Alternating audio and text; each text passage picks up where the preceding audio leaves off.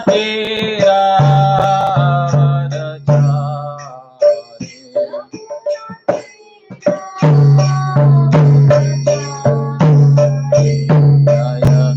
राधा माधव कुंज बिहारी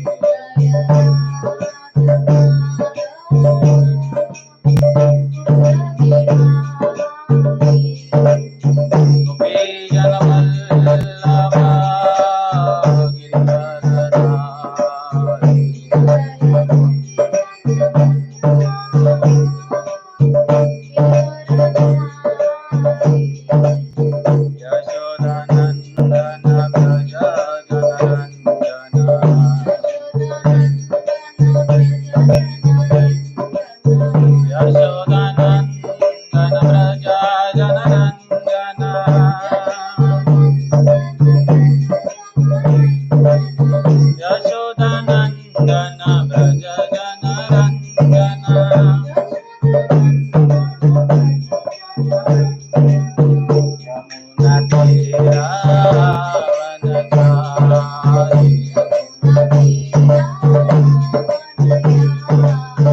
यमुना तेरा वन जाए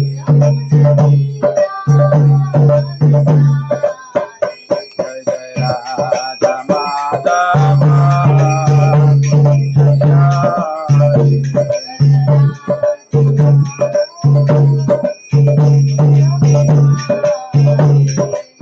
राधा माधव राधा माधव राधा माधव राधा माधव जय राधा माधव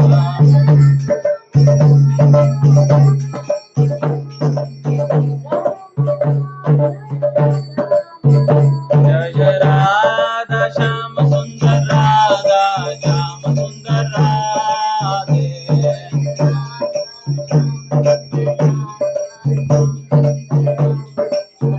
जय राधा कुंज बिहारी राधा कुंज बिहारी राधे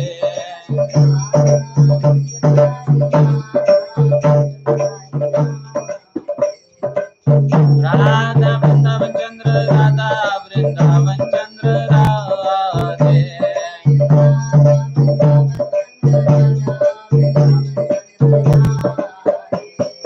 कृष्ण बलराम जय कृष्ण बलराम कृष्ण बलराम जय कृष्ण बलराम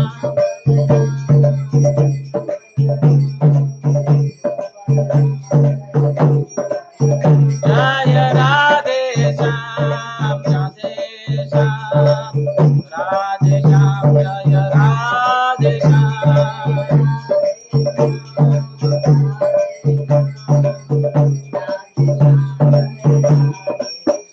जय गौरनिताय गौरनिताय गौरनिताय जय गौरनिताय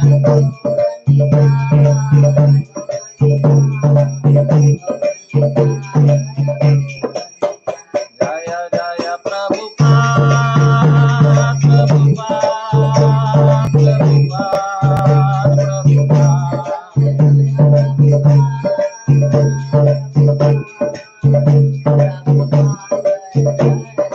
जय जय गुरुदेव गुरुदेव गुरुदेव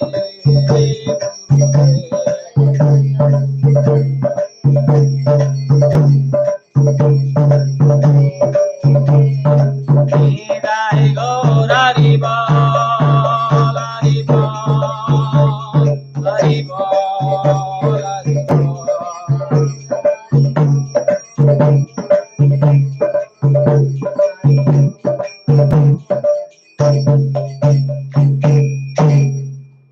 आनंदे जय ओम विष्णुपाद परमहंस परिव्राजकाचार्य अष्टोत्तर शतस्य श्रीमद divine grace A C Bhaktivedanta Swami Srila Prabhupada की जय। जय ओम विष्णुपाद परमहंस परिव्राजकाचार्य अष्टोत्तर शतस्य श्रीमद divine grace Bhaktisiddhanta Saraswati Goswami महाराज श्रील प्रभुपाद की जय। अनंत कोटि वैष्णव वृंद की जय। नामाचार्य हरिदास ठाकुर की जय। प्रेम से कहो श्री कृष्ण चैतन्य प्रभु नित्यानंद श्री अद्वैत गदाधर शिवासादि गौर भक्त वृंद की जय। श्री राधा कृष्ण गोप गोपिका श्याम कुंड राधा कुंड गिरि गोवर्धन की जय, ब्रजभूमि वृंदावन धाम की जय, नवदीप मायापुर धाम की जय, पुरुषोत्तम क्षेत्र जगन्नाथपुरी धाम की जय, गंगा मैया की जय, जमुना मैया की जय, भक्ति देवी की जय, तुलसी महारानी की जय, श्री श्री राधा वृंदावन चंद्र भगवान की जय, श्री श्री राधा कुंज बिहारी भगवान की जय, श्री श्री राधा श्याम सुंदर भगवान की जय, श्री श्री कृष्ण बलराम की जय, श्री वृंदावन धाम की जय, निताई गौरचंद्र भगवान की जय, saviour of the whole world his divine grace Shri Bhaktivedanta Swami Srila Prabhupada की जय, Srila Prabhupada transcendental book distribution की जय, ग्रंथ all glories to simple devotees, all glories to Shri guru and Shri Gauranga, Nitai Gaur प्रेमानंदे।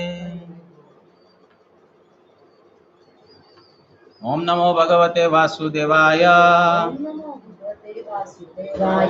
ओम नमो भगवते वासुदेवाय, ओम नमो भगवते वासुदेवाय, नारायणं नमस्कृत्यं नरं चैव नरोत्तमं, देवीं सरस्वतीं व्यासं ततो जयमुदीरयेत्। नष्टप्रायेषु अभद्रेषु नित्यं भागवत सेवया, भगवत्युत्तम श्लोक भक्तिर्भवति नैष्ठिकी। कृष्णाय वासुदेवाय देवकी नंदनाय च नंदगोपकुमाराय गोविन्दाय नमो नमः। नमः पंकजनाभाय नमः पंकजमालिने नमः पंकजनेत्राय नमस्ते पंकजांग्रये। ज्ञानतिमिरन्धस्य ज्ञानाञ्जनशलाकया चक्षुरुन्मिलितं येन तस्मै श्रीगुरवे नमः।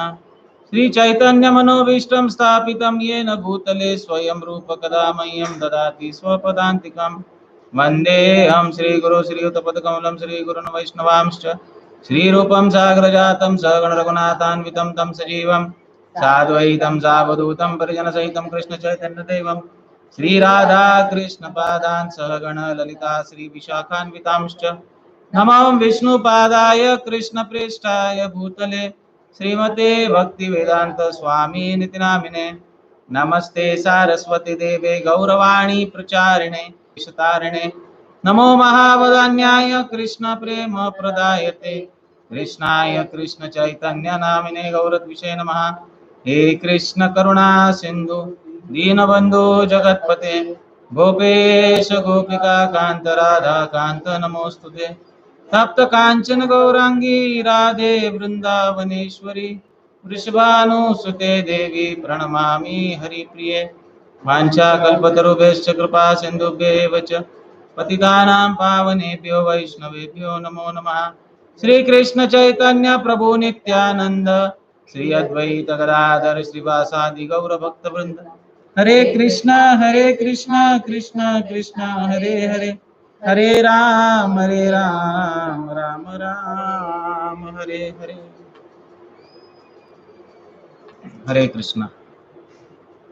क्या आपको मेरी आवाज ठीक से सुनाई दे रही है? अगर ऐसा है तो कृपा करके चैट बॉक्स में रिप्लाई करें। If you can hear me clearly please respond in the chat box.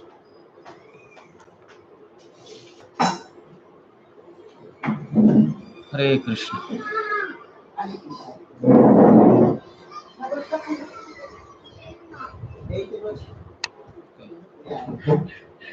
YouTube पे आवाज ठीक से सुनाई दे रही है तो कृपा करके रिस्पॉन्ड करें।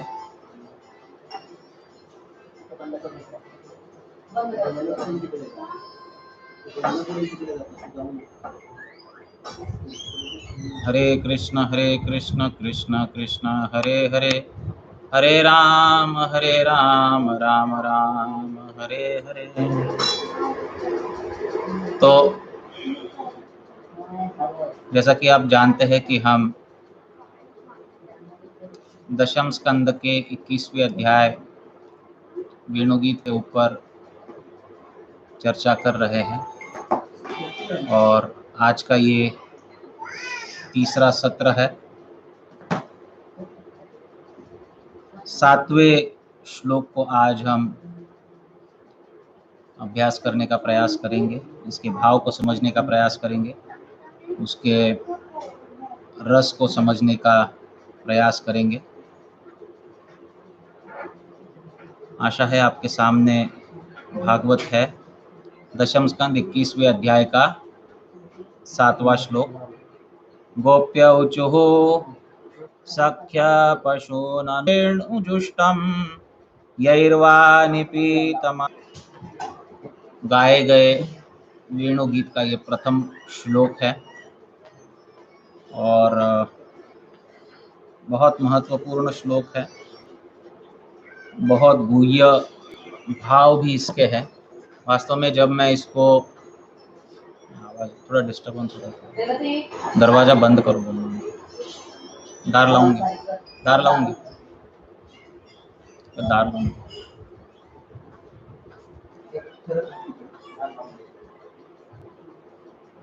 तो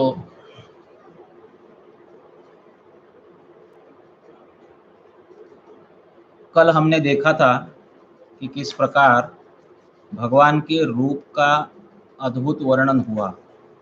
बर्हापीडम नटवर वपु कर्णयो कर्णिकारः बिभ्रतवासः कनककपिशं वैजयन्तीं च मालां रन्ध्रान् वेणुर् अधरसुधया पूरयन् गोपवृन्दैर् वृन्दारण्यं स्वपदरमणं प्राविशद् गीतकीर्ति।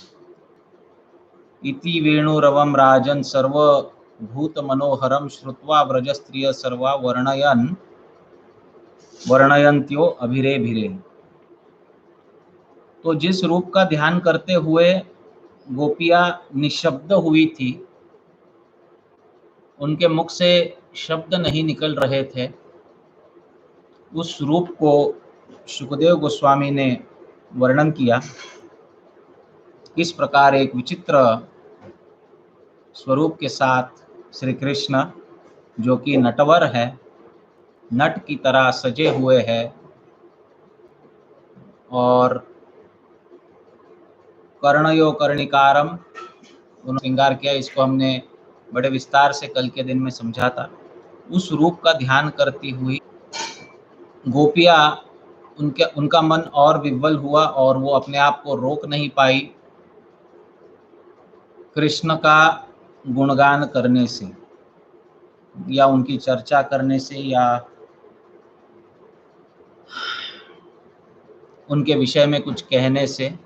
तो वेणु रवम सर्वभूत मनोहरम, तो वेणु रव जब उन्होंने सुना, श्रुत्वा व्रज स्त्रिया सर्वा वर्णयंती अभिरे भिरे, वो वर्णन करने लगी और वर्णन करते करते अभिरे भिरे एक दूसरे को आलिंगन करते हुए वर्णन करने लगी।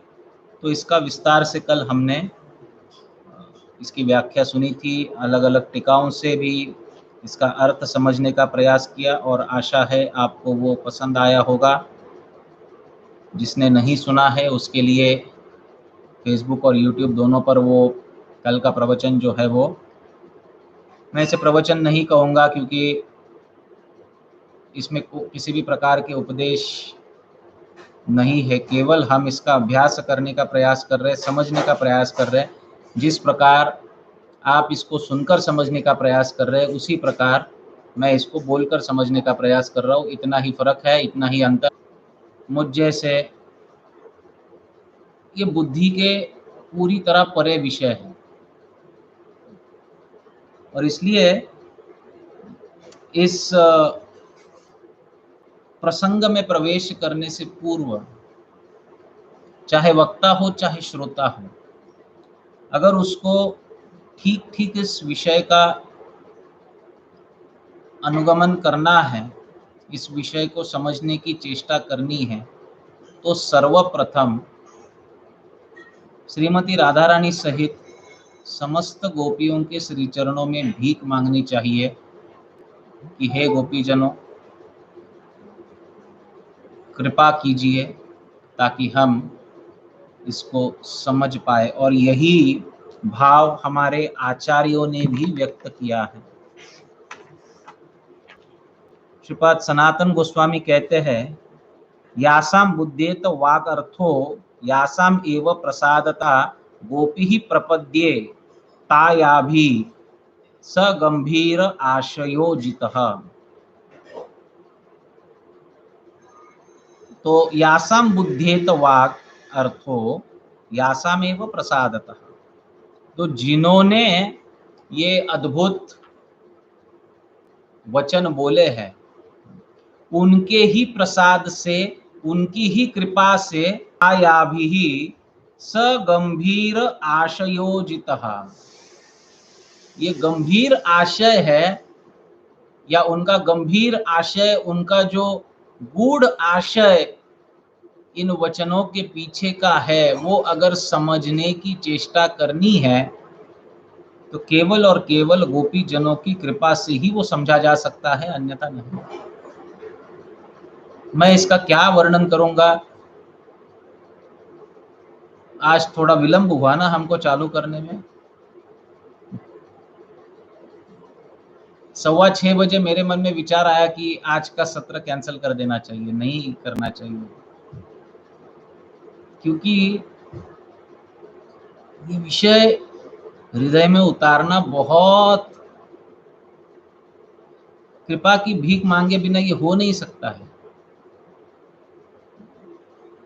लेकिन फिर मैंने सोचा कि राधा रानी कृपा करेगी, और अगर राधा रानी कृपा करेंगी तो हम बोल भी पाएंगे और सुन भी पाएंगे, और एक साथ उनकी लीला की, उनकी कथा की, उनके मनोभाव की आशय को हम समझ पाएंगे, उसका रसास्वादनम कर पाएंगे। तो इस प्रकार हाना हाना करते करते हमने इस सत्र को प्रारंभ तो किया है, लेकिन श्री गोपियों के श्री चरणों में प्रसाद की, कृपा की भीख मांगने पर ही हम इसमें प्रवेश कर पाएंगे, अन्यथा ये हो नहीं सकता है। तप्त कांचन गौरांगी श्री राधे वृंदावनेश्वरी वृषभानुसुते देवी प्रणमामि हरिप्रिय। उनकी कृपा की याचना करते हैं, और इनकी कृपा की याचना करते ही हम आगे बढ़ेंगे। साथ ही साथ वो समस्त गुरुजन, वो समस्त गोस्वामीगण जिन्होंने इस गूढ़ विषय को, इस गूढ़ आशय को समझा, और वो समझकर हम जैसे बद्ध जीवों के लिए इसके अर्थ को लिख छोड़ा है, वे सभी आचार्यों के श्री चरणों में दंडवत प्रणाम करते हुए ही हम आगे बढ़ सकते हैं।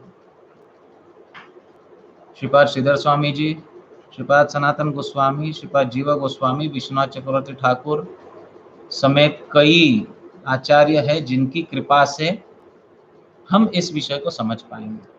अवश्य उनके शब्दों का अनुगमन करेंगे तो कुछ न कुछ बुद्धि में प्रकाश अवश्य आएगा, मन में प्रकाश आएगा, प्रेरणा जागृत होगी और इस विषय को समझ पाएंगे। तो गोपिया कहती है, बहुत महत्वपूर्ण श्लोक है ये, कहती है कि अक्षणवताम फलमिदम न परम विदाम सख्य पशुन अनुविवेश तयोर वयस्यै वक्त्रम व्रजेश सुतयोर अनु वेणुजुष्टम यैर्वा निपीतम अनुरक्त कटाक्ष मोक्षम। तो इसका अन्वय इस प्रकार से है कि हे सख्य, हे सखीगण, अनुवेणु अनुरक्त कटाक्ष मोक्षम वयस्यै पशुम अनुविवेशयतोः व्रजेश सुतयोः वक्त्रम यई निपितं वा इदम अक्षणवताम फलम परम न विदामः। तो अक्षणवताम, अक्ष कहते हैं जिनकी आंखें हैं, अक्ष, अक्ष साक्षात कहते हैं ना, आंखों के सामने।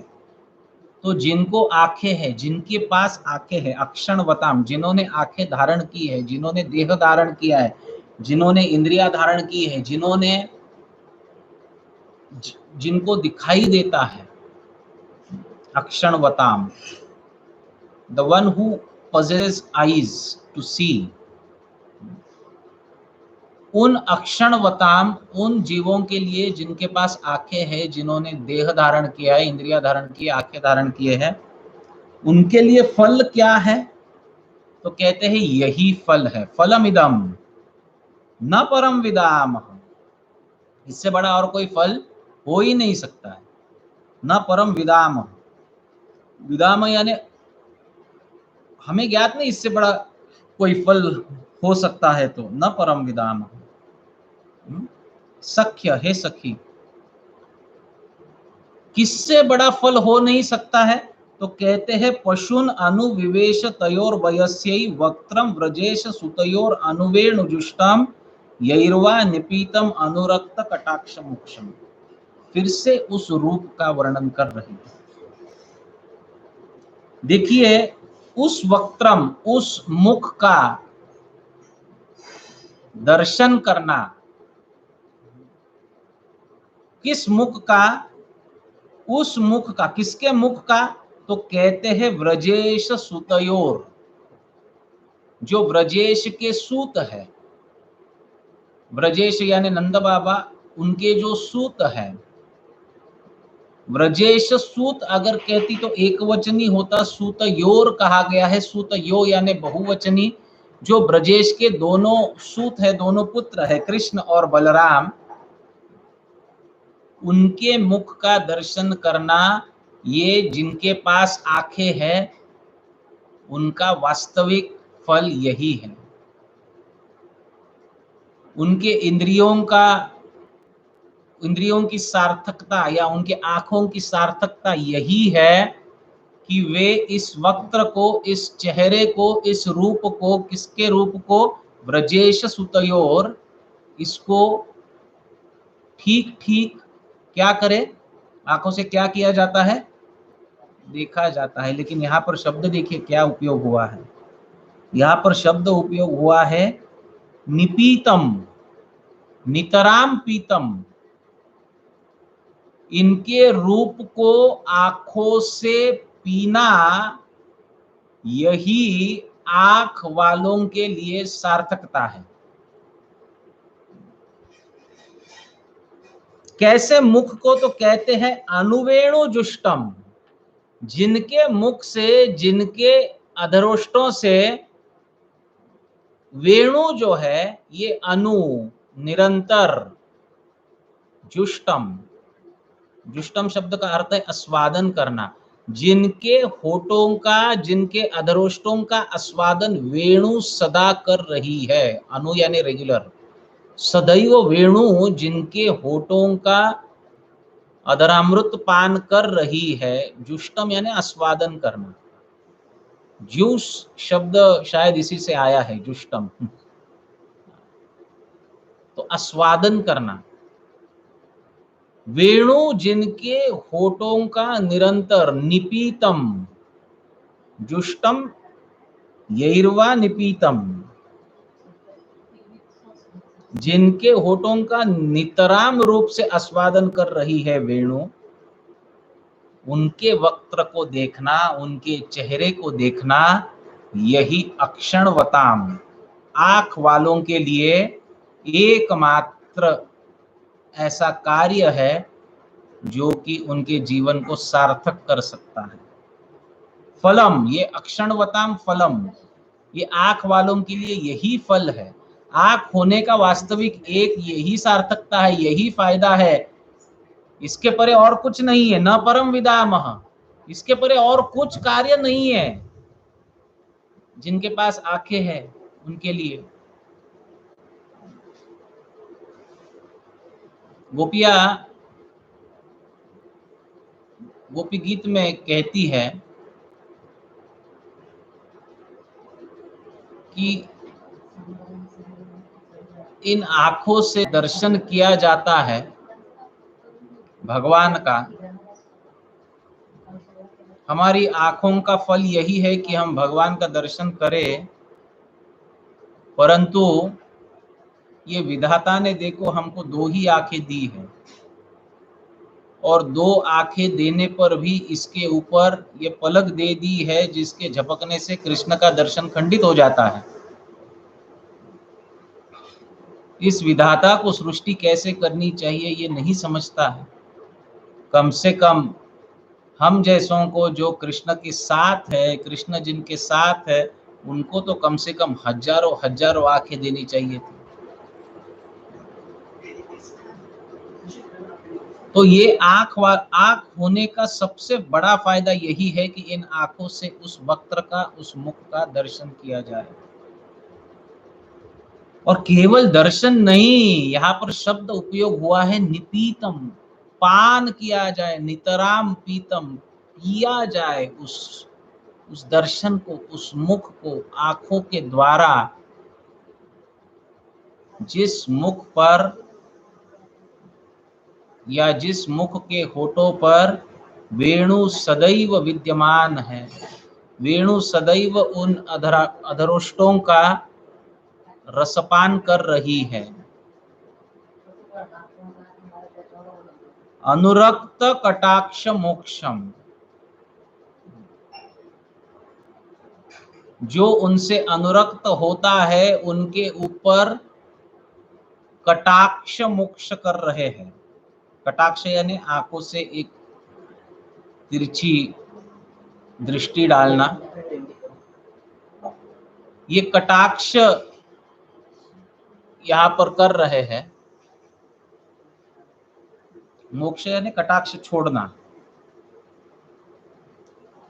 अनुरक्त कटाक्ष मोक्षम। अब इस श्लोक में शब्दों का ऐसा खेल है कि उसको समझने में मैं थोड़ा असमर्थ रहा, फिर भी जो कुछ भी समझ में आया है उसको चर्चा करने का प्रयास करेंगे। तो हमने अन्वय सुना, आइए देखते सीता स्वामी पाद क्या कहते हैं। अनुवर्णनम एवाह अक्षणवताम इति त्रयोदशभिः अक्षणवताम चक्षुष्मताम तावद इददम एव फलम प्रिय दर्शनम परमन्यत्र विदात्रो न विद्म इति अर्थः। तो जिनके पास आंखें हैं, श्री स्वामी पाद कहते हैं, जिनके पास आंखें हैं, चक्षुष्मताम या अक्षणवताम, उनका फल या उनकी सार्थकता प्रिय दर्शनम परमन्यत्र विदात्रो न विद्म इति अर्थ। उनकी सार्थकता इसी में है कि भगवान का ये प्रिय दर्शन जो है ये वो करते रहे। तच्च फलम सखीभि सह पशुन्वनम प्रवेशयतो, और उससे भी जो फल है, यहाँ पर सीधा स्वामी पाद कह रहे कि प्रिय दर्शनम, जो प्रिय है उसका दर्शन करना आंखों को अच्छा लगता है। सह पशुन वनम प्रवेशयतो राम कृष्णो वक्त्रम यैर्निपीतम सादरम दृष्टम तैर एव जुष्टम सेवितम न अन्यैर इति अर्थः। लेकिन उसमें भी उच्च फल क्या है कि पशुओं के साथ, सह पशुन, पशुओं के साथ वनम प्रवेशयतो, जो वन में प्रवेश कर रहे हैं, कौन? राम कृष्णोर, राम और कृष्ण, बलराम और कृष्ण, उनके वक्त्र को यैर्निपीतम, जो पान कर रहा है, दृष्टम सादरम दृष्टम, उनके वक्त्र को, उनके मुख को जो दृष्टि से पान कर रहा है, तैर एव जुष्ट सेवितम ना अन्यैर इति अर्थः। वही वास्तव में आंखों का सबसे बड़ा फल है। कथम भूतम वक्त्रम, कौन सा चेहरा, कौन सा मुख? तो कहते अनुवेणु वेणुम अनुवर्तमानम तम वादयत, जिस मुख पर वेणु है, देखिए पहले कहा राम कृष्ण योर, है ना, ब्रजेश सुत योर, यानी राम और कृष्ण दोनों, और उसमें से भी कहते कि जिस मुख पर वेणु है ना, वो मुख का दर्शन अवश्य करना चाहिए। तम वादयत,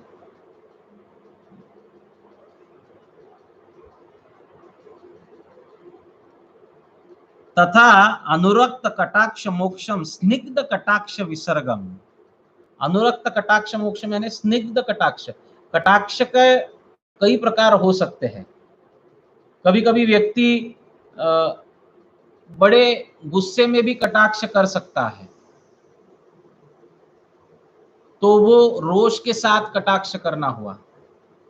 लेकिन यहाँ अनुरक्त, बड़े प्रेम के साथ, स्निग्धता के साथ, स्नेह के साथ कटाक्ष कर रहे हैं, कभी कभी आप देखते हो ना कुछ देवी देवताओं का चेहरा कैसा होता है, जैसे काली माँ इत्यादि,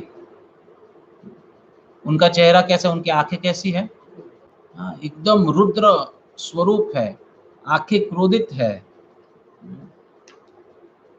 तो वो जो है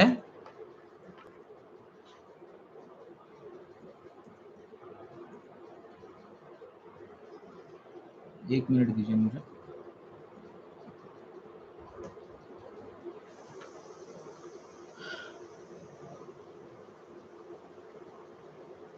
तो इनका जो कटाक्ष है वो कैसा है, स्निग्ध कटाक्ष विसर्गम, अथवा यैर निपीतम तयोर वक्त्रम तैर जुष्टम इदम एवा एव अक्षणवताम अक्षणो फलम इति।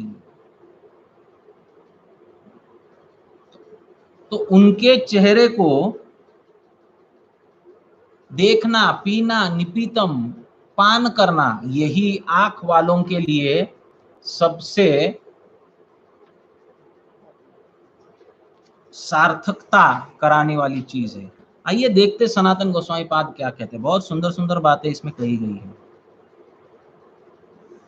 परम श्री वृंदावन आदि परम आश्चर्य दर्शनम। परम शब्द का क्या अर्थ है, यहाँ पर परम शब्द आया है ना, अक्षणवताम फलम इदम न परम विदाम।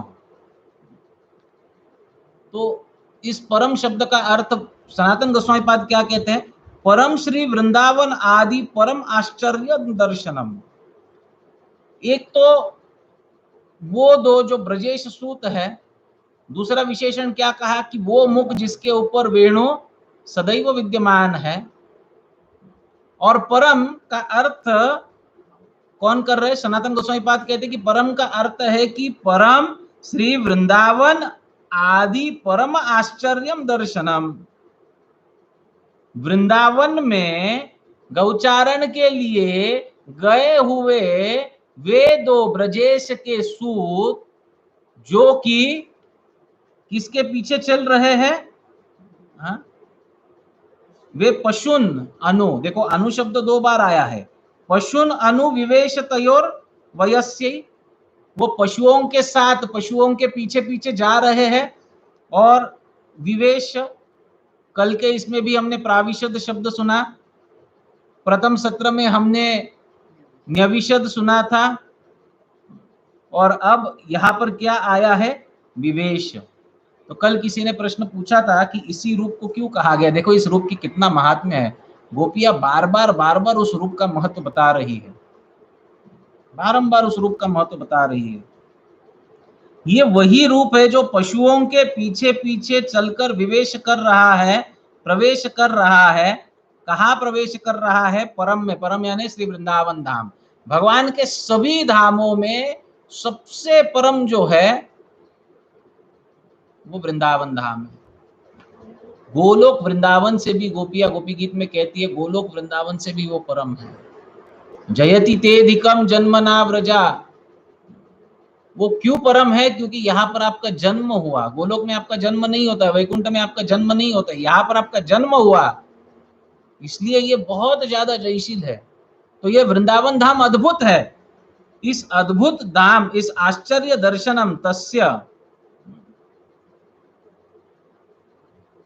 च अन्ये सहितस्य अन्याद अन्यथा वा दर्शनम अक्षणो फलम न विद्मो वयम अन्ये जनास्तु अन्य जानन्तु नाम इति अर्थः।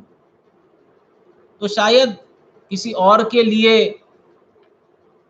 इतना महत्वपूर्ण ये नहीं होगा, लेकिन कहते हैं कि हमारे लिए ये सबसे बड़ा फल यही है, इन आंखों का सबसे बड़ा फल यही है कि हम इस अद्भुत रूप का दर्शन करें, उससे अलावा कुछ है नहीं। यद्यपि यत्र तत्र यदा तदा येन तेन प्रकारेण तद वक्त्र निपानम एव चक्षुः फलम व्रजान्तस्तु तासां तद दर्शनम सुष्ठु फलत्येव तथापि वन विहारे तथा तद दर्शनोत्सुक्येन तथोक्तम। गोपिया ब्रज में बैठी है, कृष्णा वन में विहार कर रहे हैं, और यहाँ बैठकर ध्यान कर रही है, यहाँ बैठकर वर्णन कर रही है। यहाँ बैठकर कहती है ओ हो हमारा जीवन तो व्यर्थ चला गया, हमारे पास ये विधाता ने आंखें दी है, इन आंखों की सफलता इसी में है कि हम इस अद्भुत वनचारी भगवान का दर्शन करें। ब्रजांतस्तु तासम दर्शनम सुष्टु फलत्येव, ये ब्रज में बैठी है तथापि वन विहारे तथा तद दर्शन उत्सुक्येन यथोक्तम, इसलिए ये कह रही है कि जिनके पास आके है उनका तो साफल्य इसी में है कि वो वन विहारी भगवान का दर्शन करें, और हम यहाँ पर ब्रज में बैठी है, हमको ये दर्शन हो नहीं रहा है। एक प्रकार से शोक प्रकट कर रही है।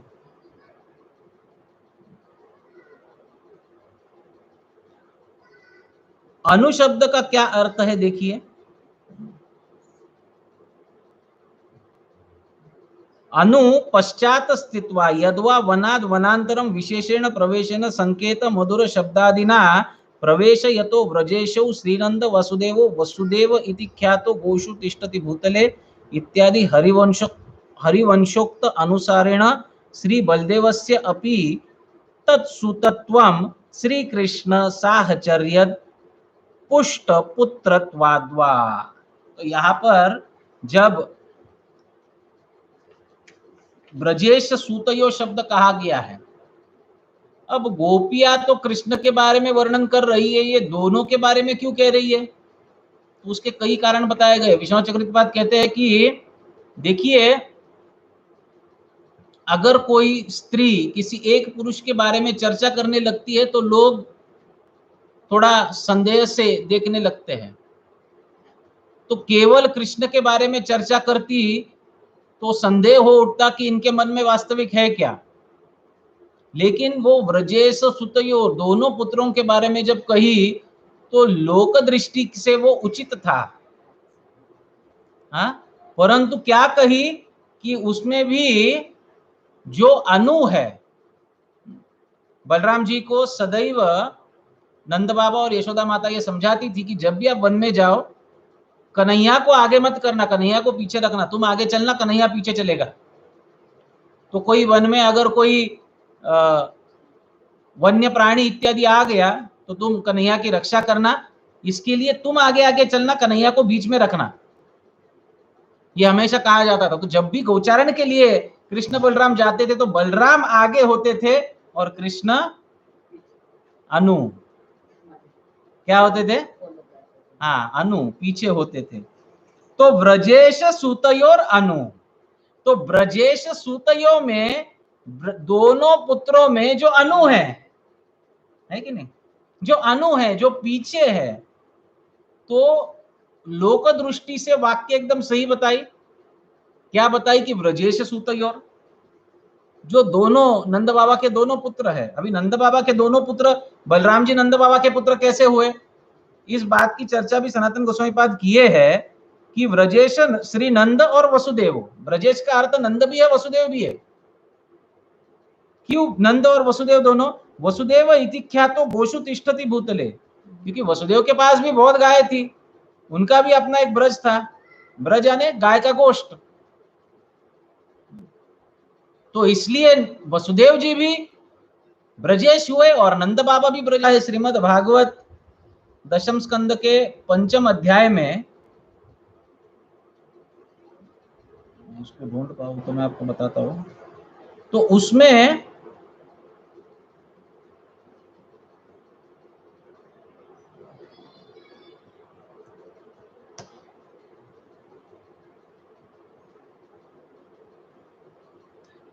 वसुदेव जी कहते हैं, वसुदेव जी क्या कहते हैं नंद बाबा को, नंद बाबा जब कर चुकाने के लिए कंस के पास गए तो वसुदेव जी को मिले थे, तब वसुदेव जी कहते हैं नंद बाबा को,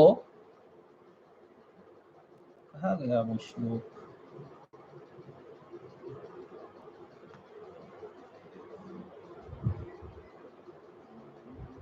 एनीवेज, तो उस श्लोक का ऐसा अर्थ है कि हे नंद बाबा, मेरा पुत्र आपके यहाँ ठीक है ना, उसके माता के सहित वो आपके यहाँ है, और चूंकि आप उसका लालन पालन कर रहे हो, तो वो तो आपको ही तात समझता होगा, वो आपको ही पिता समझता होगा, है ना। तो इस प्रकार से नंद बाबा जो है ये बलदाऊ जी के पिता ही हुए। और जब ब्रजवासियों का सांत्वन करने के लिए बलदाऊ जी द्वारिका से ब्रजवासियों से मिलने आए थे, तब भी ऐसा वर्णन आता है कि नंद और यशोदा को देखकर बलदाऊ जी ने माता और पिता संबोधन किया था। तो कृष्ण और बलराम दोनों नंद बाबा के पुत्र है, भागवत में कई बार लिखा गया है, क्योंकि संबंध से वो पिता जैसे ही और पिता ही है कृष्ण और बलराम के। तो इसलिए ब्रजेश सुतयो, ये सुसंगत है। सुतयो यानी दोनों पुत्र, और उनमें से भी एक दूसरे से जब वो चर्चा कर रही है, अब जो कोई उनकी बातों को सुनेगा तो असमंजस में पड़ जाएगा कि ये क्या बात कर रही है, इसलिए वो पॉलिटिकली करेक्ट, डिप्लोमेटिकली करेक्ट वाक्य उपयोग कर रही है, लेकिन संकेत कई कुछ और दे रही है। तो इस संकेत देते हुए, संकेत क्या कहते हैं विश्वनाथ चक्रवर्ती पाद देखिए, अनुपश्चात स्थित्वा यद्वा वनाद वनांतरम विशेषेण प्रवेशेन संकेत मधुर शब्दादिना प्रवेशयतो व्रजेश श्री नंद वसुदेव। तो ये माधुर्य का संकेत है। ये संकेत क्या दे रहे हैं कि देखिए जो अनुप्रवेश करता है ना, जो पीछे पीछे प्रवेश करता है ना, उसके मुख को देखो, उसके मुख को देखना हमारी। इसका मतलब ये नहीं कि बलदाऊ जी गौण हो गए, लेकिन ये माधुर्य की बात है, इसको समझना चाहिए। बलराम जी गौण नहीं हुए, बलराम जी फिर भी है श्रेष्ठ है, वो तो तत्व की दृष्टि से कृष्ण से अभिन्न है, लेकिन लीला की दृष्टि से कृष्ण की मधुरिमा कुछ और है। तो उस दृष्टि से इसको देखना चाहिए। तो इसलिए अनु शब्द का उपयोग किया गया है। अब इस श्लोक को अगर ठीक से देखोगे तो अनु शब्द ब्रजेश सुतयो और वेणु जुष्टम के बीच में आया है, तो इसलिए अनु शब्द को ब्रजेश सुतयो से भी लगाकर देख सकते हैं और वेणु जुष्टम से भी लगाकर देख सकते हैं। ब्रजेश सुतयोर अनु, ब्रजेश सुतों में जो पीछे पीछे चल रहा है उसके ऊपर ध्यान करो, और अनु वेणु जिष्टम या फिर जिसके वक्त्र पर वेणु अनुरूप से जुष्टम, अनु यानी रेगुलरली, निरंतर, अखंड, जिनके अधरोष्टों का पान कर रही है, जुष्टम यानी आस्वादन करना, पान करना, वेणु जिनके अधरोष्टों का निरंतर पान कर रही है, उनके वक्त्र को देखो, उनके चेहरे को देखो। यही अक्षणवताम, आंख वालों के लिए सफलता है।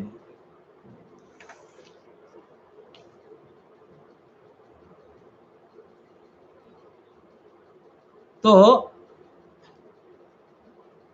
यद्यपि श्री कृष्णस्यैव वेणु गीतादि वर्णन प्रसंगे अत्र अग्रस्य उपयोगो न स्यात्, तथापि तत्साहित्येन श्री कृष्णस्य शोभा विशेष विविक्षया किं वा श्री कृष्ण विषयक निज भाव विशेषस्य स्वाभाविक स्वलज्जयाच्छदानाय साधारण्येन द्वयोर अपि उक्ति। अब अगर कृष्ण के वेणुगीत के बारे में कहना है तो दोनों के बारे में क्यों कही, व्रजेश तनयोर या व्रजेश सुतयोर, ये शब्द क्यों प्रयोग किया? तो कहते हैं यद्यपि श्री कृष्ण से वेणुगीत आदि वर्णन प्रसंगे, यद्यपि ये श्री कृष्ण का वेणुगीत वर्णन प्रसंग है, आग्रजस्य उपयोगो न स्यात्, आग्रज का उपयोग करने की कोई, का वर्णन करने की कोई जरूरत नहीं थी। अग्रज यानी बलराम जी, मोटा भाऊ, बड़े भाई, अग्रज जो आगे आते हैं वो अग्रज, अनुज जो पीछे आते हैं वो अनुज, है ना। अग्रज यानी बड़े भाई, अनुज यानी छोटे भाई। तो ये अग्रज का क्यों यहां पर उल्लेख कर रहे हैं? तो तो कहते तथापि तत्साहित्येन श्री कृष्ण से शोभा विशेष विवक्षया किंवा श्री कृष्ण विषयक निज भाव विशेषस्य स्वाभाविक स्वलज्जया आच्छादनाय साधारण्येन द्वयोर अपि उक्ति। समझ में आ रहा है कुछ संस्कृत? थोड़ा थोड़ा समझ में आ रहा है। हाँ। तो एक लोक लज्जा की खातिर कहते हैं कि द्वयोर या सूतयोर ऐसा उपयोग किया, परंतु निर्देश किसकी तरफ है?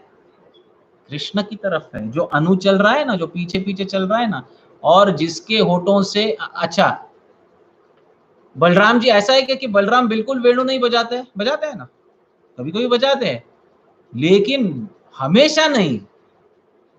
अनु वेणुजुष्टम ये बलराम जी के लिए नहीं हो सकता है। कभी कभी वेणुजुष्टम ठीक है, कदाचित वेणुजुष्टम या कश्चित वेणुजुष्टम ये सब ठीक है, लेकिन अनु वेणुजुष्टम ये बलराम जी के लिए सुसंगत नहीं हो सकता है। अनु वेणुजुष्टम किसके लिए है? केवल और केवल कृष्ण के लिए। तो किसके वक्त्र को देखना चाहिए? ये अनु शब्द बहुत महत्वपूर्ण है। ये अनु शब्द से पूरा फर्क हो जाता है और पूरा आशय चेंज हो जाता है अनु शब्द से। जिनके अधरोष्टों का वेणु सदैव अनु सदैव पान कर रही है, उनके वक्त्र को देखना चाहिए, या फिर व्रजेश सूतयोर मध्य जो अनु है उसके चेहरे को देख देख कर पान करना चाहिए।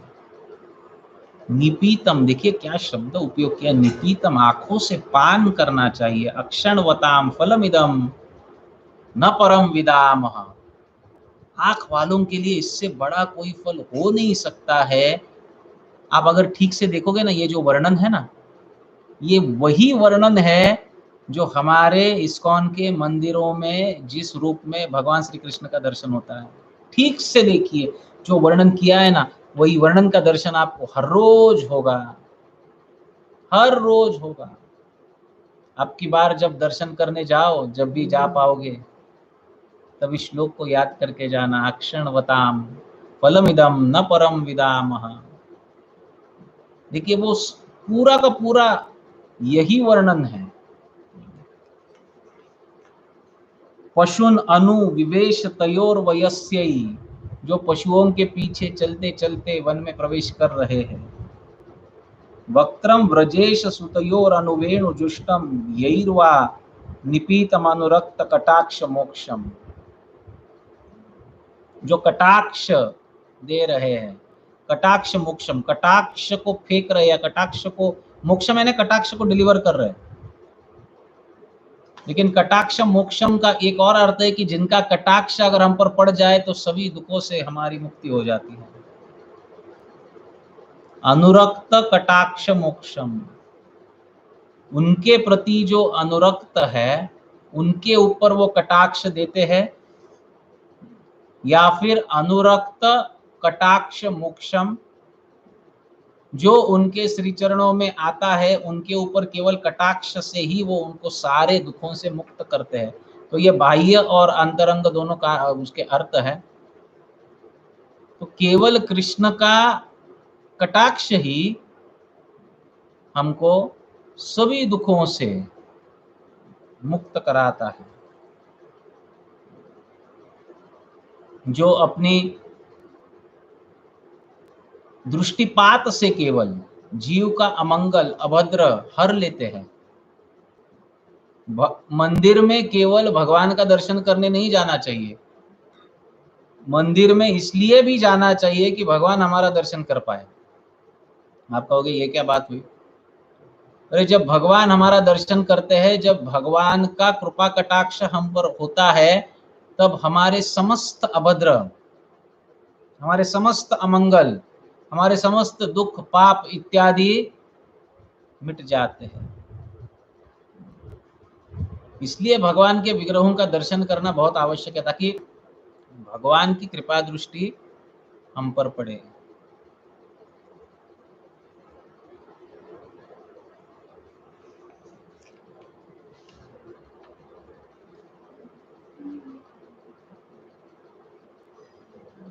हाँ, तो कहते हैं व्रजेश सुतयोर मध्ये वेणुजुष्टम वक्त्रम यैर्निपीतम श्री कृष्णस्य वक्त्रम एव वेणुजुष्टतया प्रसिद्धम नितराम पीतम इति अनेन वक्त्रस्य सुधामय चंद्र रूपकत्वम ध्यवन्ते या ध्वयन्ते सूतयो ध्वयन्ते रूपकत्वम ध्वयन्ते। तो कहते हैं कि उसमें भी जिसके मुख पर वेणु है, और वेणु किसके मुख पर है? श्री कृष्ण से वक्त्रमेव वेणुजुष्टया प्रसिद्धम। ये प्रसिद्ध है कि श्री कृष्ण के वक्त्र पर वेणु सदैव होती है। नितराम पीतम इति अनेन वक्त्रस्य, नितराम पीतम, निपीतम का अर्थ क्या है? नितराम, नितराम यानी कंटिन्यूअसली, बस देखते रहो, जितना देखोगे कृष्ण का मुख उतना ही उनके प्रति लालसा बढ़ती जाएगी। जितना करोगे कृष्ण के मुख का दर्शन उतना ही उनके प्रति आसक्ति बढ़ती जाएगी। करते रहो, करते रहो, करते रहो। इसे कहते हैं नितराम पीतम, निपीतम। वक्त्रस्य सुधामय चंद्र रूपकत्वम ध्वयन्ते। इसलिए चातक से भक्त की तुलना की गई है। चातक पता है आपको? चातक पक्षी क्या करता है? चंद्र का दर्शन करता है और बादलों का राह देखता है और आंखों से ही पीता है उस रूप को। चकोर, वही चातक चकोरी की चकोर, उसको बताया नहीं चार्जर चकोर ना, वो चकोर, हाँ। तो वो चकोर क्या करता है कि चंद्र का दर्शन करके उसके रूप को पीता है। यहां पर कहते हैं सुधामय चंद्र रूपकत्वम ध्वयन्ते।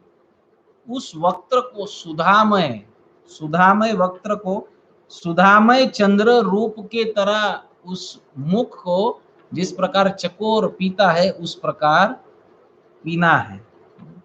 वही प्रसिद्धम अनु निरंतरम वेणुना जुष्टम सेवितम इति अनुरूपेण वेणुना जुष्टम इति वा। अनु यानी निरंतर वेणु जिनके वक्त्र पर या जिनकी सेवा करती है उनके वक्त्र को दर्शन करना चाहिए। तेषाम अक्षणवताम इंद्रियवताम इदम। अब देखिए अक्षणवताम का और एक अर्थ, क्योंकि अक्षय शब्द से आंखें भी होती है और अक्ष शब्द इंद्रियों के लिए भी उपयोग होता है। अधोक्षज भगवान को कहते हैं ना, अध अक्षज। अक्षज यानी इंद्रिय का कोई भी विषय या इंद्रिय का किसी भी इंद्रिय का ये सामर्थ्य नहीं है कि वो कृष्ण का अनुभव कर पाए, इसलिए उन्हें अधोक्षज कहा जाता है। इंद्रिय का अनुभव जिनसे अधो रहता है, जिनसे नीचे रहता है, उसे अधोक्षज कहते हैं। अक्ष का अर्थ इंद्रिया भी होता है, अक्ष का अर्थ इंद्रिया भी होता है। अब कहते हैं तेषाम अक्षणवताम इंद्रियवताम इदम निपानम जोषणम चैव फलम सर्वेंद्रिय साफल्य विद्मः न चान्यत किमपि।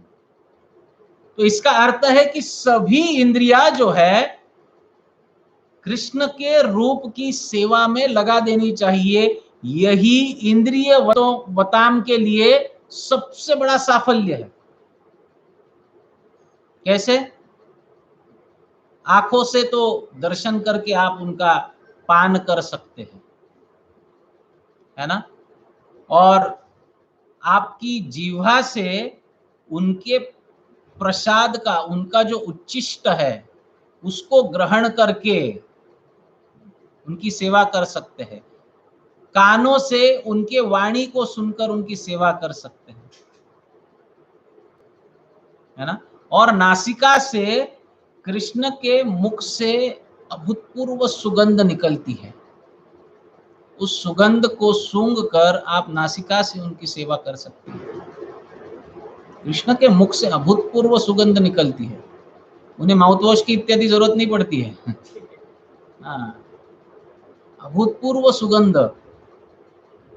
चंदन और कस्तूरी से भी अद्भुत सुगंध उनके मुख से निकलती रहती है, तो उसका आस्वादन करना। और त्वगेंद्रियों से उनके गालों को चूमना इत्यादि, ये इस प्रकार सभी इंद्रियों से हम कृष्ण की सेवा कर सकते हैं। अब ये गोपियां कह रही है, तेषाम अक्षणवताम इंद्रियवताम इदम निपानम जोषणम चैव फलम सर्वेंद्रिय साफल्यम विद्मः न चान्यत किमपि तन निपानेन दृष्टे साफल्येन साक्षात्कारस्य च परम फल रूपतया सर्वेंद्रिय कर्म साफल्य सिद्ध्यै। तो केवल दृष्टि से, अन्य इंद्रियों से तो आप उनकी सेवा कर ही सकते हैं, लेकिन केवल दृष्टि से निपाने न, उनका नितराम पान करना उनके रूप का, ये साफल्य न साक्षात्कारस्य च परम फल रूपतया सर्वेंद्रिय कर्म साफल्य सिद्धि, ये वास्तविक साक्षात्कार है। देखिए, ये साक्षात्कार का परम फल रूप है। लोग कहते हैं ना, भगवत साक्षात्कार होना चाहिए, भगवत साक्षात्कार होना चाहिए, इतना कष्ट उठाते हैं साक्षात्कार के लिए। अरे बस इस बात को अगर आप समझ जाए ना कि यही रूप परम भगवान है, इससे आगे कुछ नहीं है, यही वास्तव में भगवत साक्षात्कार है, यही भगवत साक्षात्कार है। कृष्ण का ये जो श्याम सुंदर रूप है, वृंदावन विहारी कृष्ण का जिस रूप का वर्णन हम सुने हैं, इसका दर्शन करना, इसी को साक्षात्कार कहा गया है। ये दृष्टि का साफल्य ही केवल नहीं है, सर्वेंद्रिय कर्म साफल्य सिद्धि, सभी इंद्रियों का यही साफल्य है कि हम इस बात को समझ जाए कि यही परम भगवान का स्वरूप है, यही परम भगवान का स्वरूप है। कुछ करने की जरूरत नहीं है, अन्यथा कुछ करने की जरूरत नहीं है। केवल और केवल कृष्ण का ये जो द्विभुज श्याम सुंदर रूप जो है, वन विहारी वृंदावन विहारी, इस रूप को अगर हम ठीक ठीक समझे, ठीक ठीक जाने और इनको परम भगवान के रूप में देखे, तो यही हमारे कर्म का साफल्य है, यही हमारे भक्ति का साफल्य है, यही हमारे इंद्रियों का साफल्य है, यही हमारे अस्तित्व का साफल्य है। कोई ध्यान ज्ञान कर्म इत्यादि योग में लगने की आवश्यकता ही नहीं है। एक बात को जो समझ जाए कि यही रूप जो है ये परम है, जीवन में और कुछ समझने जैसा रहता ही नहीं है। और ये गोपियों की वाणी है। देखिए, ये गोपियों की वाणी है जो सभी भक्तों में परम मानी गई है, उनकी ये वाणी है।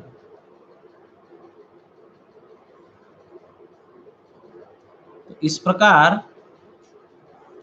ये श्लोक बहुत अद्भुत, अक्षणवताम फलमिदम न परम विदामः सख्य पशून अनुविवेश तयोर वयस्यै। वयस्यै का अर्थ है कि उनके समवयस्क मित्रों के साथ वो वन में प्रवेश करते हैं। वक्त्रम व्रजेश सुतयोर अनुवेणु जुष्टम यैर्वा, तो जो यैर्वा शब्द है, वा जो शब्द है यैर्वा, तो ये वा या वही भी किसी किसी संस्करण में आता है।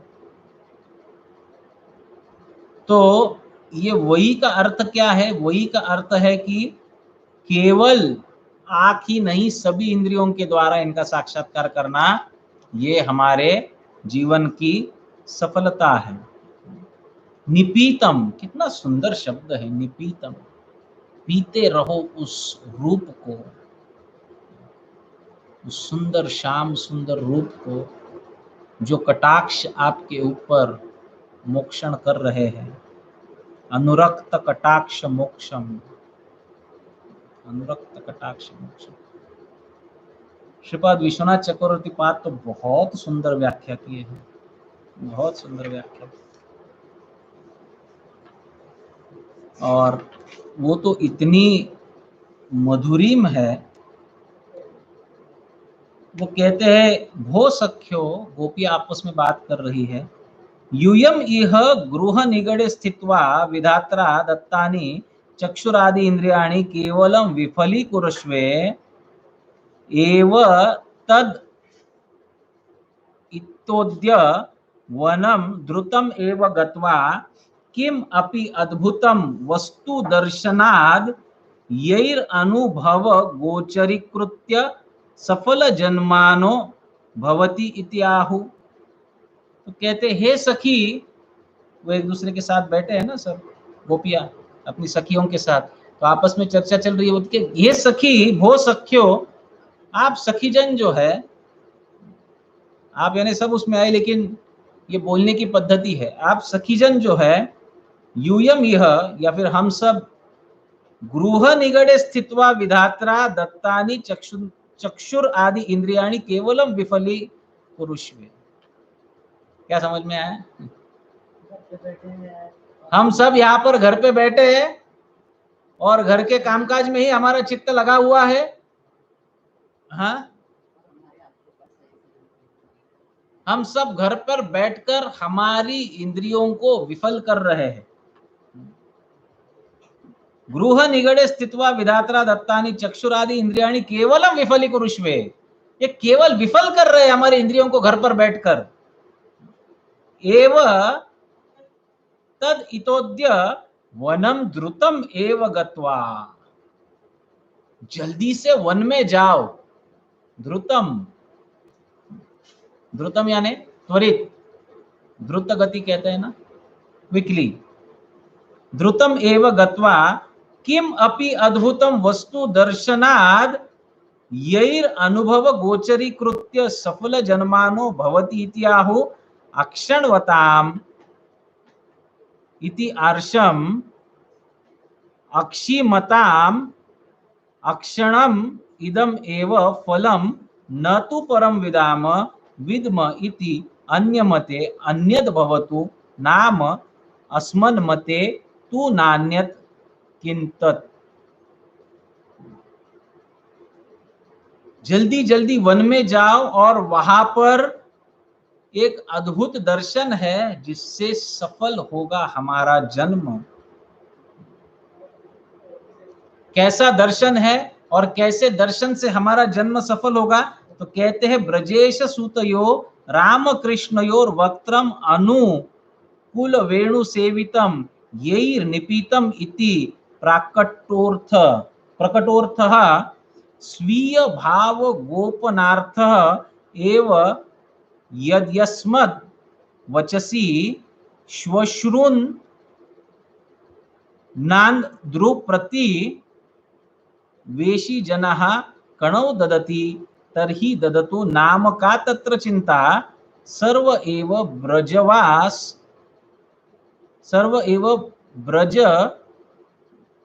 ब्रजवासी स्त्री पुंस जनाम राम कृष्णयोर वक्त्रम माधुर्य यथा वर्णयन्ति तथा वयमपि वर्णयाम इति स्वाभिप्राय न्यापात अत्र पशु पक्षीर पयंतानां सर्व प्राणिनाम एव तद वक्त्रम आनंदप्रदम केवलम दवीयसीनाम युष्माकम एकम नेति। तो कहते हैं कि राम और कृष्ण का उल्लेख यहाँ पर क्यों किया? क्योंकि सभी ब्रजवासी जन, चाहे वो बड़े हो छोटे हो, गोप हो गोपी हो, सभी ब्रजवासी जन, स्त्री पुरुष सभी, ये कल्चर ही है ब्रज का कि वो राम और कृष्ण का गुण गाते रहे। ये ब्रज का कल्चर है। तो इसलिए ऐसा कुछ हम अलग नहीं कर रही है, इसलिए राम और कृष्ण दोनों का नाम लिए। नहीं तो वास्तव में जो करना चाहिए, जो बोलना चाहिए, वो तो वो बोल दी है ना। इस प्रकार एक दूसरे से वो बात कर रही है, एक दूसरे को उपदेश दे रही है कि ये सब घर का कामकाज छोड़ो, वन में जाओ, वहां पर ये व्रजेश सूत जो है, व्रजेश सूतयो जो है, ये आपको मिलेंगे, और उसमें से भी जिसके मुख पर सदैव वेणु विराजित है उसके वक्त्र का दर्शन करना, ये हमारे इंद्रियों का साफल्य है। बाकी तो हम घर में बैठकर लॉकडाउन में सड़ रहे हैं, है ना। इस लॉकडाउन से निकलते ही भाग चलो वृंदावन, ढूंढो कहाँ है ब्रजेश सुतयो, और उसमें से भी किसका दर्शन करना है? जो अनु है, जो पीछे पीछे चलता है, या फिर जिसके चेहरे पर वेणु अनु सदैव विराजमान रहती है, उसके चेहरे का क्या करना है? क्या करना है? उसके चेहरे का क्या करना है? निपीतम, पान करना है, आंखों से उनके चेहरे का पान करना है। और यही जो है ये हमारे जीवन की सफलता है।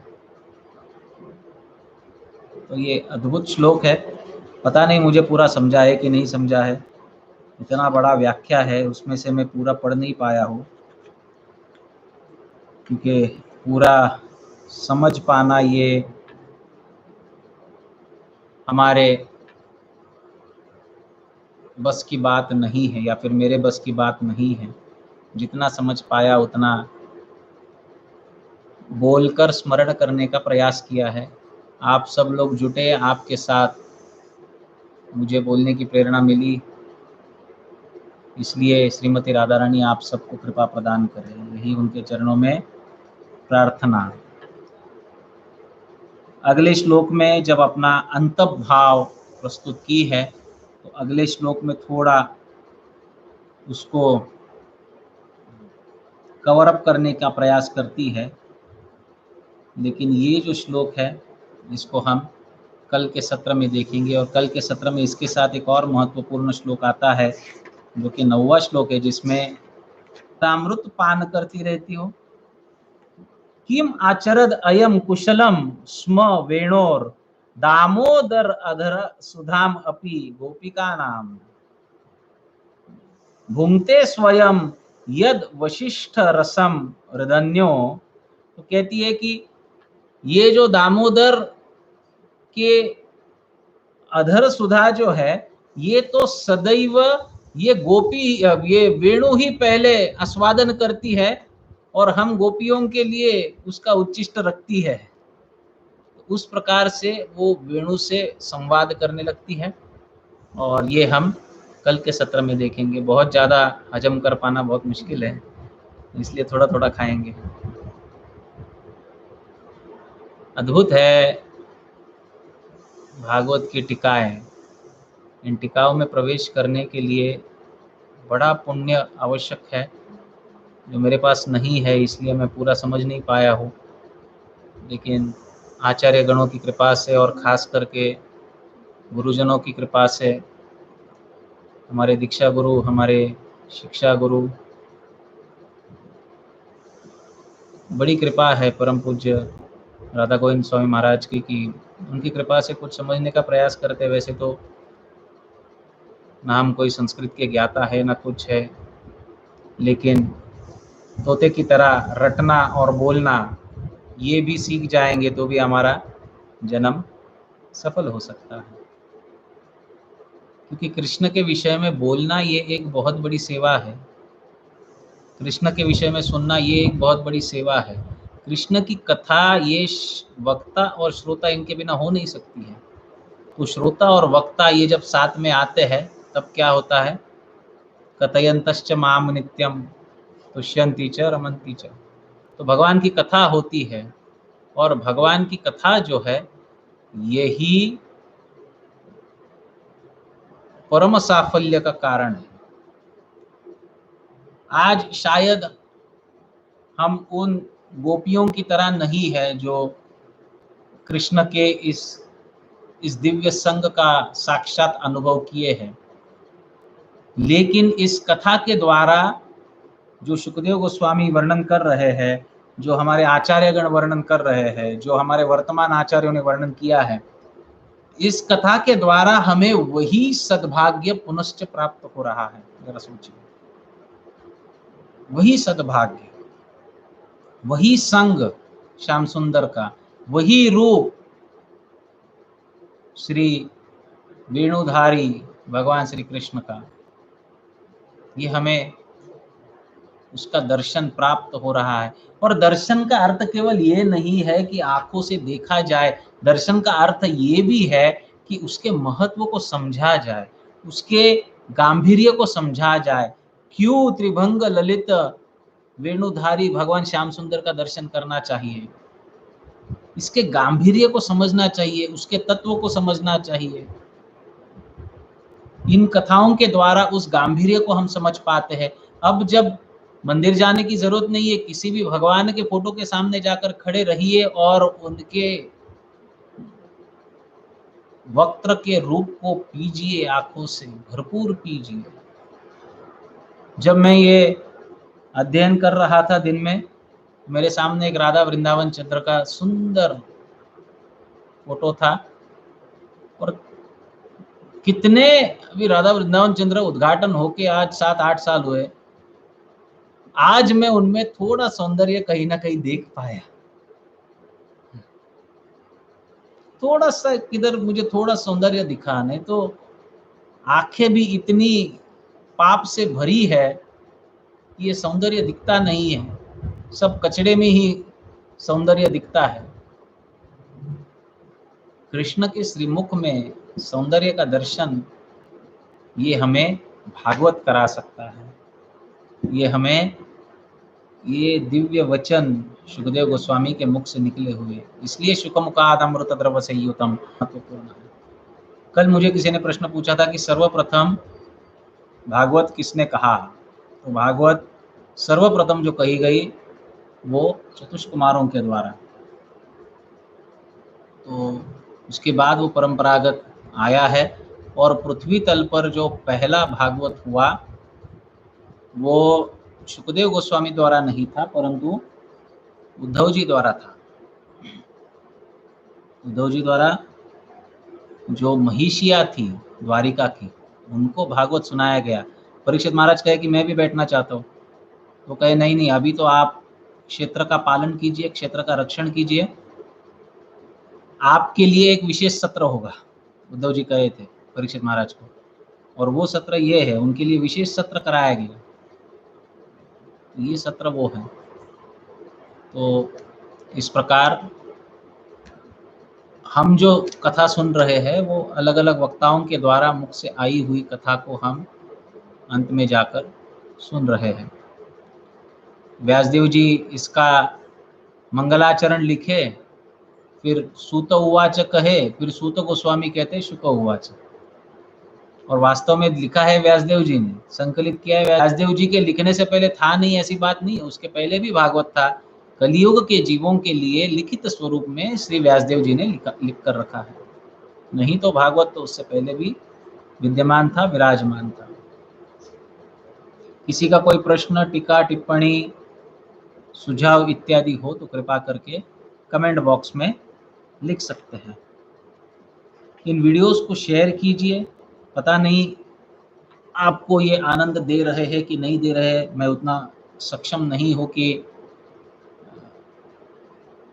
आपको ये आनंद मैं दे पाऊँ या दिला पाऊँ, लेकिन जो कुछ भी है ये एक प्रयास है। शायद कृष्ण से थोड़ी बहुत कृपा प्राप्त हो, और कृष्ण से कृपा प्राप्त होने के पश्चात हम कुछ और आगे बढ़ सकते हैं। राधा रानी की कृपा प्राप्त होने के पश्चात हम भक्ति में आगे कुछ करने का प्रयास कर सकते हैं। हरे कृष्ण प्रभु जी, जैसे कि आपने बताया कि भगवान के श्रीमुख से दिव्य सुगंध निरंतर बहता है, तो उसे अपने इंद्रियों से कैसे समझ सकते हैं या उसे कैसे अनुभव कर सकते हैं, कृपा करके इस पर थोड़ा प्रकाश डालिए।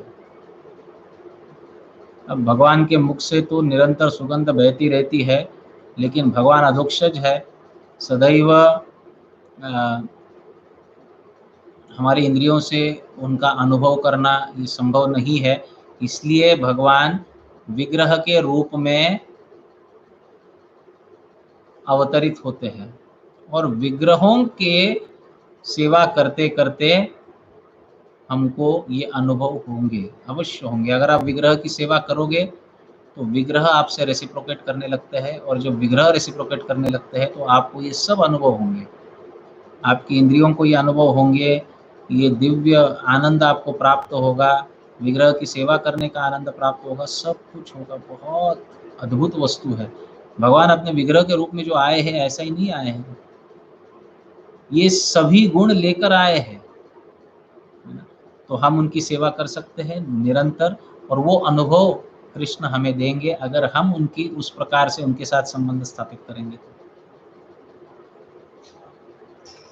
तो ये बहुत आवश्यक है।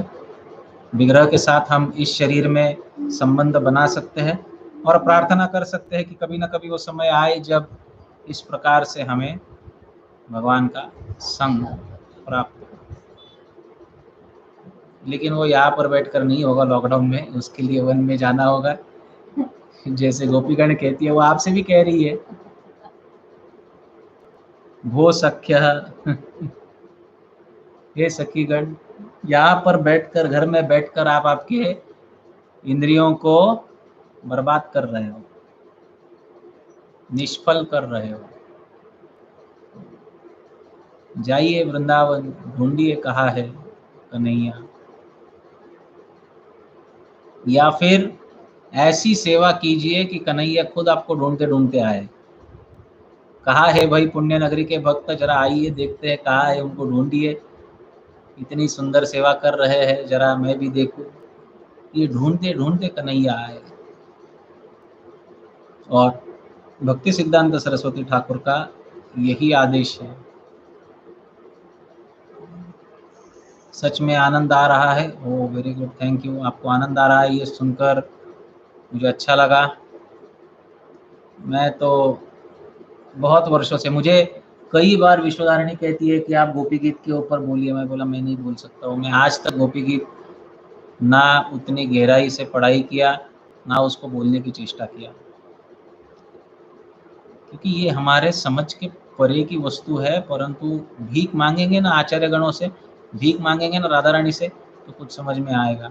अगर आपको आनंद आ रहा है तो कृपा करके श्रीमती राधा रानी से मेरे लिए आशीर्वाद की भीख मांगे, क्योंकि मैं मांगता हूँ तो वो कुछ देती नहीं है, आप लोग मांगोगे तो कुछ देगी, है ना। तो आप लोग मेरे लिए प्रार्थना कीजिए, तो आपकी कृपा से मुझे कुछ कृपा मिले राधा रानी की, और यही जीवन का साफल्य हो। हरे कृष्ण कृष्ण कृष्ण हरे हरे, हरे राम राम राम हरे। वाञ्छाकल्पतरुभ्यश्च कृपा सिन्धुभ्यैव च पतितानां पावनेभ्यो वैष्णवेभ्यो ग्रंथराज श्रीमद्भागवतम की, श्रील प्रभुपाद की, गौर प्रेमानंदे।